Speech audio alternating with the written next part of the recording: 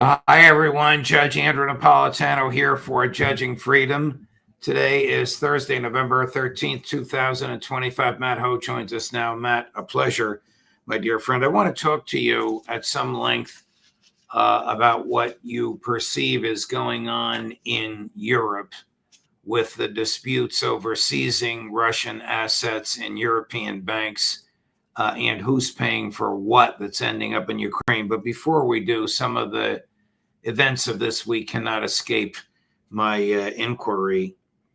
What is your understanding of the domestic political fallout in Israel of Prime Minister Netanyahu's failure to condemn and overt looking the other way and condemning and prosecuting the accuser of these four IDF soldiers that filmed themselves raping a helpless and restrained Palestinian civilian? Well, thanks for having me on, Judge. Yeah, I mean, this episode, whether it's the alleged rapists receiving a standing ovation in court, whether it's the stories about the lead prosecutor or the lead counsel or lawyer for the IDF, the pressure she's under, and I haven't seen any update today, but yesterday there were rumors that she had tried to kill herself again. And then, as you said, the fracturing within, or the further fracturing within Israel, this division that we see, and we've had Israeli commentators, you've had the previous head of the Shin Bet, people who really understand the situation and have a very real connection to it, arguing and warning for the last couple of years that the threat to Israel comes not from any external enemy. It comes not from the Palestinians who the Israelis are occupying, but it comes from within Israel itself. And so I think this story, this episode of these Israeli prison guards who raped this Palestinian man on camera, who, by the way, according to the Israelis, was being held without charge, had not done anything.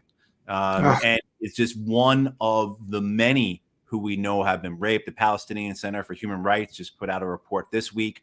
This aligns with what the United Nations has reported, what journalists have reported, what human rights organizations, including Israel's own B'Tselem, have reported for years now, that rape, sexual assault, humiliation are all tools that are used systematically and deliberately by the Israelis against the Palestinians. Thousands and thousands of Palestinian prisoners have endured humiliation, assault, sexual assault, rape at the hands of the Israelis, because that is the practice. And it's a practice that is an end to itself. They are doing this because, as Dostoevsky says, I've quoted this so many times now, but power and blood intoxicate.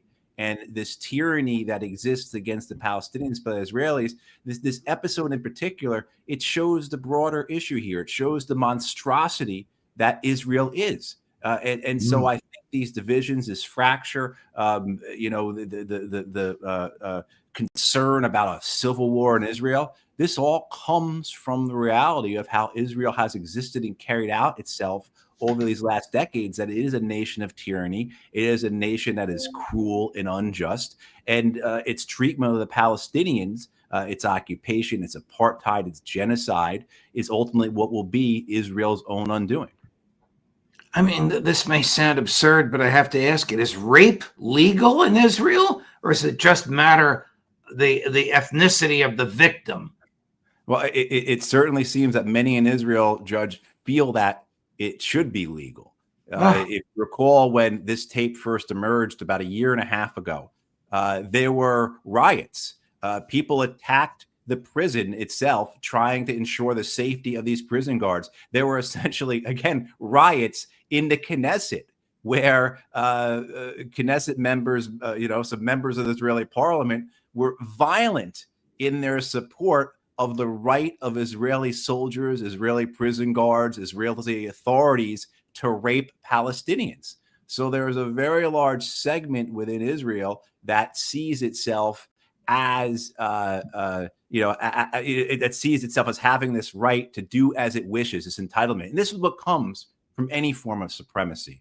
whether it be Jewish supremacy in this case, or any other form of supremacy you can find around the world.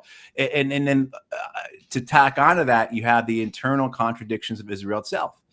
Israel was created as this socialist, it was Jewish but secular democracy, a model of Western ambition following the Second World War. But of course, that was the facade. That was the trappings or the dressings of it. The reality was the cruelness, the injustice, the greed, right? That was expressed through the occupations, through the wars, through the apartheid, through the genocide. And so those internal contradictions are what is causing Israel to destroy itself from within. And this is not anything that I think, Judge, people should be cheering. I know a lot of us have no feelings at all for the Israeli state, and we wish it to go away. But when you have a nuclear-armed supremacist state that is divided this way, where you have hundreds of thousands, millions opposed, not to the government, but opposed to any idea of retreating from the supremacy. So when you see those who are lined up on the streets against Netanyahu, we have to remember that there are hundreds of thousands of armed settlers who view those people as traitors. And this is why this concern about a civil war in Israel is not something that's hyperbolic or exaggerative. It may be unlikely, but it is something that is a risk. And so if anyone thinks that a nuclear-armed, psychopathic, genocidal state like Israel should fall apart because of violence, well, the consequences of that would be catastrophic.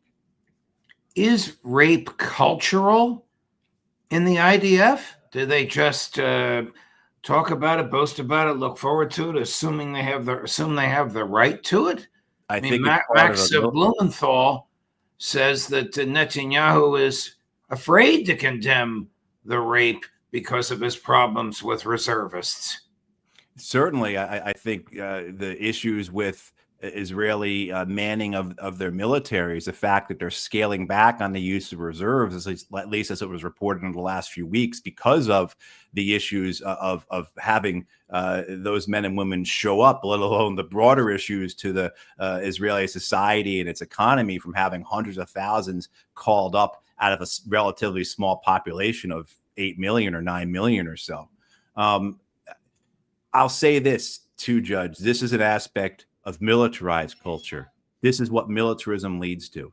I don't think there's any military in the world that doesn't have an issue with a rape culture. You have that in the United States military. I can speak to, say, Okinawa in Japan, where a rape culture existed for decades, where thousands and thousands of Okinawans were raped by American service members who were stationed on Okinawa following the Second World War. There was a sense of entitlement among the Americans that those Okinawan boys and girls that were raped were theirs for the taking, right? It was a spoils of victory. This is what empire brings us, let alone the militarized aspects of power, right? The ability to humiliate somebody. And you see that still in the United States military with incredibly high rates of sexual violence. It's, based upon the Veterans Administration's own data, we know that between 1 in 4 and 1 in 3 women, maybe even more, because we know this is always underreported, but between 1 in 4 and 1 in 3 women who serve in the U.S. military are victims of sexual assault, rape, or harassment. And among men, there are more men who are sexually assaulted or raped in the U.S. military every year than there are women. So this is an issue that comes to the core aspects of militarism in general and the dangers of it. Again, to go back to Dostoevsky, the idea of anyone who's ever humiliated somebody knows the power within that, and that blood and power are intoxicating. And you see that then permeate through a militarized culture that ends up where this idea of rape, sexual assault, abuse, whatever, becomes a key aspect of it. Can you assess, I'm segueing now to Latin America. Can you assess the amount of military hardware that's floating off the coast of Venezuela and the likelihood that it will be used because of the cost in bringing all those naval officers, all those Marines, and all that hardware. I'm saying it hardware, the Gerald R. Ford, the battleship groups that protect it, all of that down there. It's significant, Judge. I mean, this is a big flotilla, if you will, as well as the other pieces of the force that have been shifted to support it. So signals intelligence aircraft, electronic warfare aircraft. We see B-1 and B-52 bombers regularly making flights, making sure that they're known, off the coast of Venezuela. But you have a decent sized strike force, but it's limited.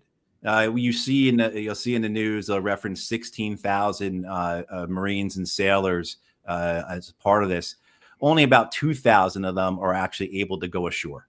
So the vast bulk of the personnel that are part of this flotilla are manning ships, and you only have about 2,000 Marines who are capable of conducting operations on the ground, and they are extremely limited with what they're able to do. They're part of what's called a Marine Expeditionary Unit, and they are light infantry. Very often they don't even have tanks. They definitely don't have tanks. I know that. So there aren't even, 4 tanks with them.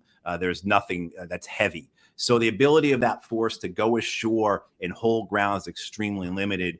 You would need to fly in support, drop in paratroopers and rangers and things like that in order to hold ground. And then you'd have to sustain that. So the idea of the United States launching an invasion of Venezuela is highly unlikely based upon the forces that are available in the area right now. Now, however, there's a tremendous strike capability. There are hundreds of cruise missiles available to this force. There are the 4 squadrons of F-18s that are aboard the Gerald Ford. There are the Marine Corps F-35s that are located in Puerto Rico. And then, of course, you have aircraft that can come out of the United States or come out of other locations to support it. I saw that we flew AC-130 gunships into Central America, whether it was Panama or El Salvador. I can't remember off the top of my head. But so there is a tremendous amount of capability that is present. And I think what the Pentagon is trying to do is give the president as much options as they can without putting the forces in place that would be similar to what you would need for an invasion, like we saw 22 years ago in Iraq. Well, Venezuela apparently thinks this is going to happen. And I don't blame them. Just to watch this, Matt, and then weigh in on it. Cut number 15, Chris. A partir de este momento, al firmar esta ley, by signing this law, all integral defense commands that bring together all public institutions of the Venezuelan state, the military and all popular power must be activated at dawn. So by signing this, the order must be activated for integral defense commands to be established, structured and put to work in order to be prepared. We love peace. We deeply love peace. We don't want war here nor in any other place around the world. But if they dare to touch Venezuela, they're going to find us in every street. Those 2 comments were made 2 days ago. So if the executive order was complied with substantially, then all of his troops and his militias and whatever he has are on high alert. Does he have air defense? They do have air defense. They have a several thousand shoulder-launched surface-to-air missiles, similar to what we have through the Stinger missile. They also have some older, larger air defense systems. They showed some of them in some of the videos coming out of Venezuela. I don't think those are any threat to our aircraft. And they'd be pretty easy for us to find and destroy. However, particularly the shoulder-launched missiles, which are very hard to find, are a great threat to helicopters as well as to drones. So you could see that as one of the ways that the United States, when it's deciding how it's going to attack Venezuela, shaping its operations. I think that the United States, Judge, since the second Obama administration, has found and realized that large commitments of ground forces are politically costly. They had a cost in 2006. They had a cost in 2008.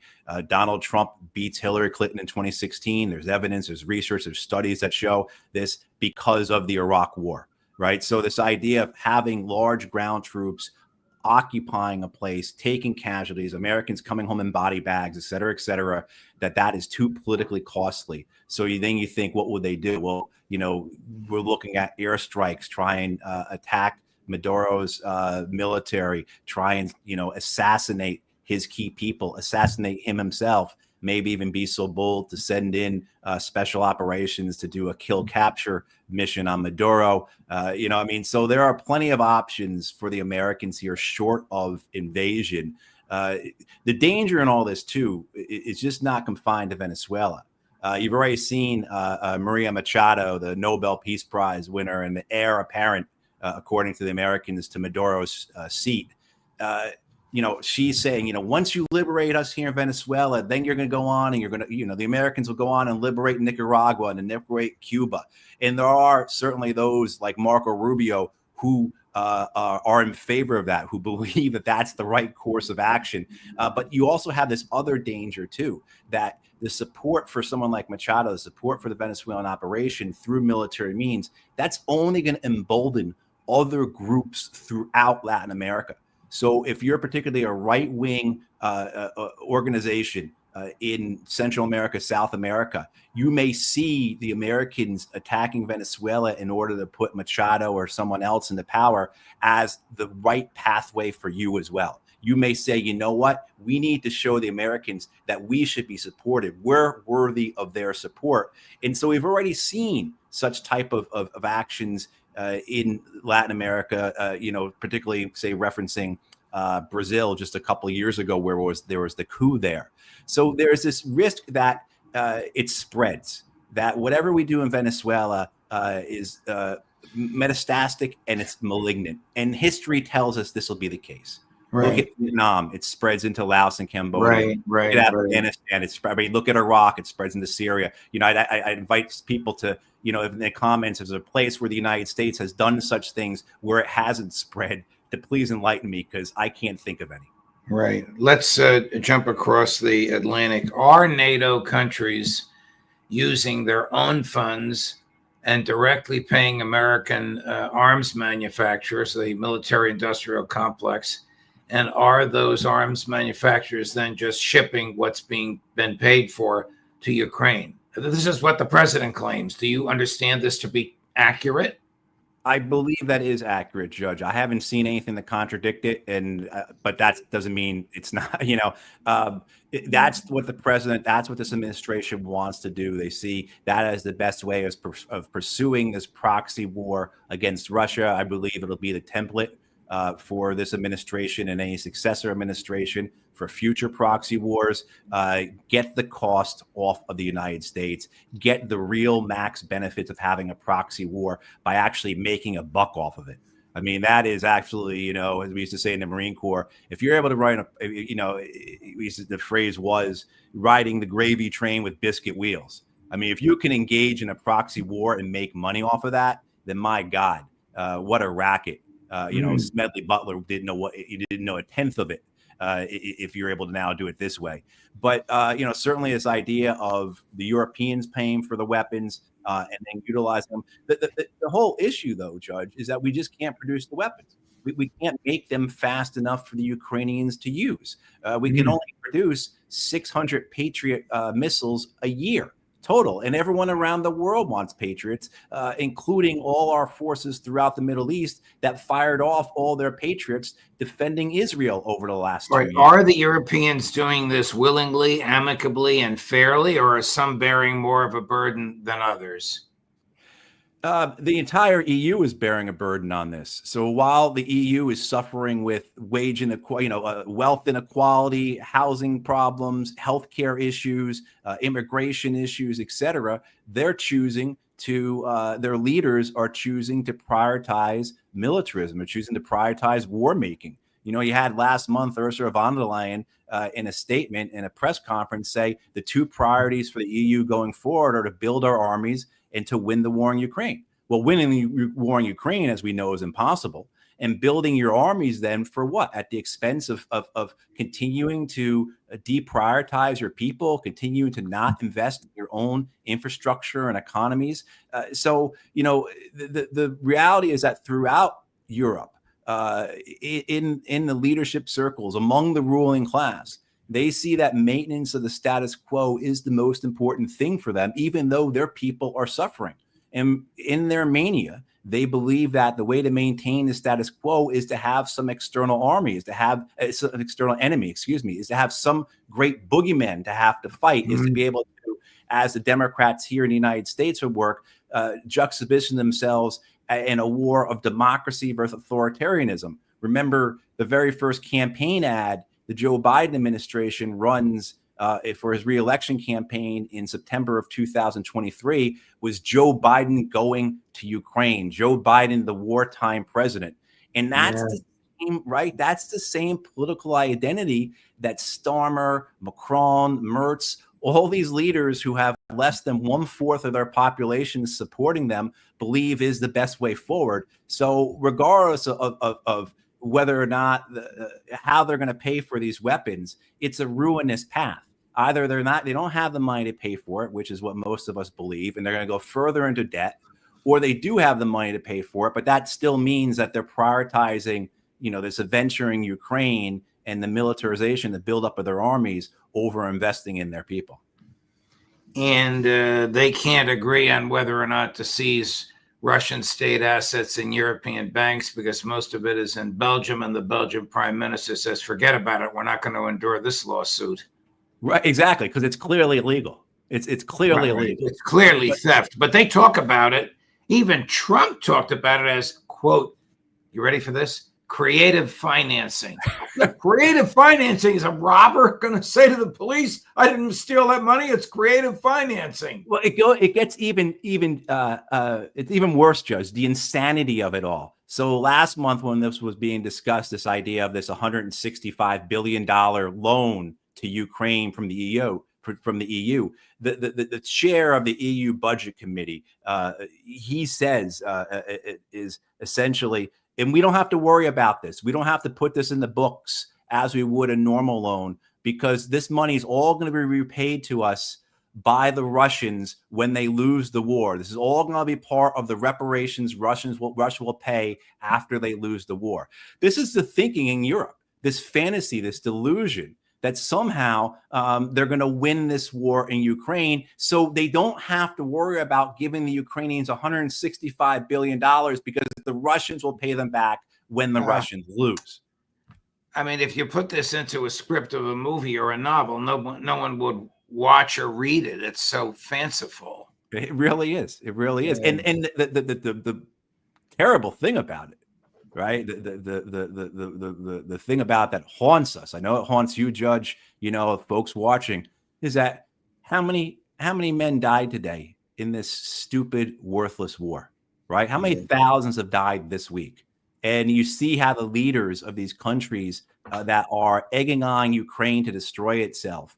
This is the European version of the Americanism from Vietnam. If people recall, in Vietnam, we had to save the village by destroying it. And the Europeans have taken that up. We have to save Ukraine by destroying it. Matt, thank you very much for your analysis. Deeply appreciated. We will see you tomorrow when you return for a guest appearance on the Intelligence Community Roundtable. Thanks for joining us, my friend. Thank you, Judge. Of course. Tomorrow, Friday at 4:00 from St. Petersburg, Russia, Scott Ritter, and at 4:30, the Intelligence Community Roundtable with Ray McGovern and Matt Ho. Judge Napolitano for Judging Freedom.